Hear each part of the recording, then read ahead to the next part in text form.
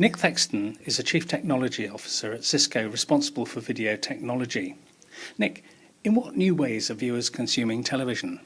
Well, the whole explosion of IP-connected device means that people are consuming on the move, in other rooms in the house, and a whole range of new devices. It's not that old concepts of watching TV have changed. People are still watching in the living room on their broadcast infrastructure, but IP is changing the way that those two worlds mix together.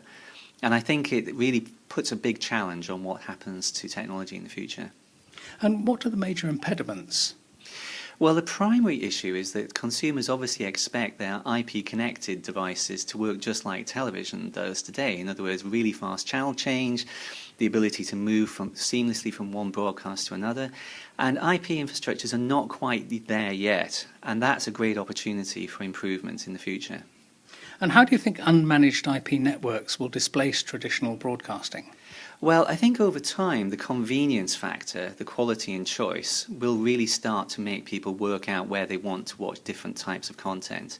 And I think the convenience of IP-connected devices on the move and in other rooms in the home and in the office are just beginning to start to have a big impact. And also, the other thing is it's a personalized infrastructure, so therefore this is also of interest to content providers a lot more than a broadcast infrastructure, which is relatively hard to measure.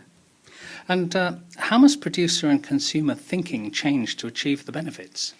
Well, currently the model for monetizing content, of course, is through advertising or through subscription, and that means utilizing mass audiences. And of course, the content production chain from the rights owner all the way through to the broadcaster really has to start to change as the IP world morphs.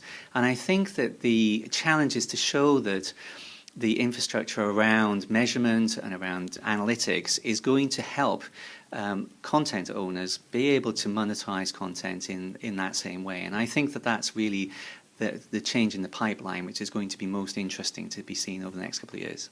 Nick, thank you. Thank you.